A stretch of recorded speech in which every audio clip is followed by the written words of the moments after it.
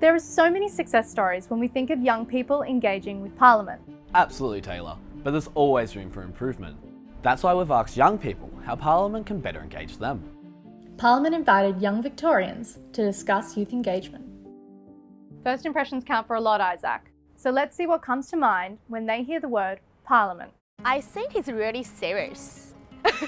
And I feel like, I kind of go in. They're responsible to the people. Yeah, they're elected by the people. A lot of powerful people thinking laws, legislation, all those kinds of things. Providing reform for changing values over time. I didn't expect it to be like this.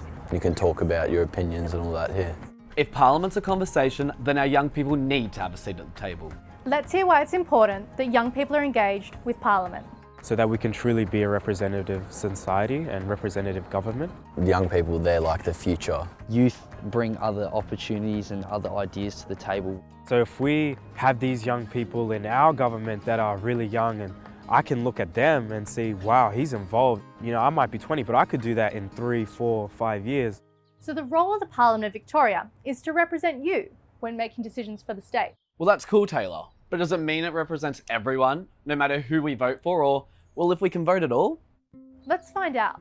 There's just a lack of young representation in Parliament at the moment. I think sometimes they treat us as, oh, we're going to vote for this party or we're going to vote for that party without having to cater to us or the differences between us. Although I know what great work is done in Parliament, I don't really think it was a space specifically for me. As much as we can say we want to listen to youth voices, sometimes we just don't feel validated that these voices are being actually heard. In modern times, there are so many sources of information, and knowing the best way to access people can be difficult. Here are some great ways that Parliament can get better connected with our young people. What I would envision is a massive banner on the front for a monthly youth forum held here at Parliament, and having members of Parliament sit in and watch. But I think you have to teach young people what this building is actually for, what do people actually do, and make it in an engaging way. You can use technical language, but break that down in a way that's understandable and do it at as young of an age as possible. We have probably one of the most burgeoning video game, markets in the country here in Melbourne.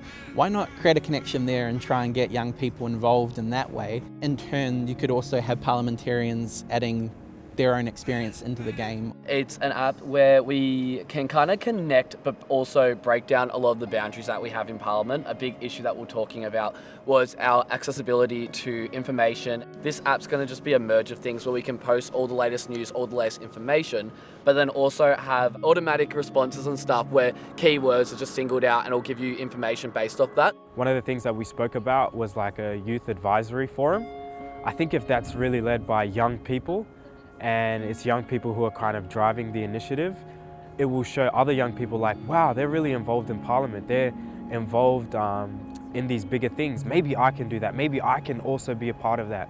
Obviously, it's a very serious place and a lot of serious stuff goes on here. But I think when you're thinking about engagement, do it in a format that young people already use and already can resonate with. Just playing around with communication on social media would be really good.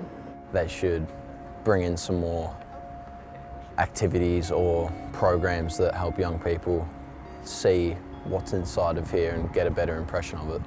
Young people really are shaping our future. So let's hear what our dream Parliament would look like.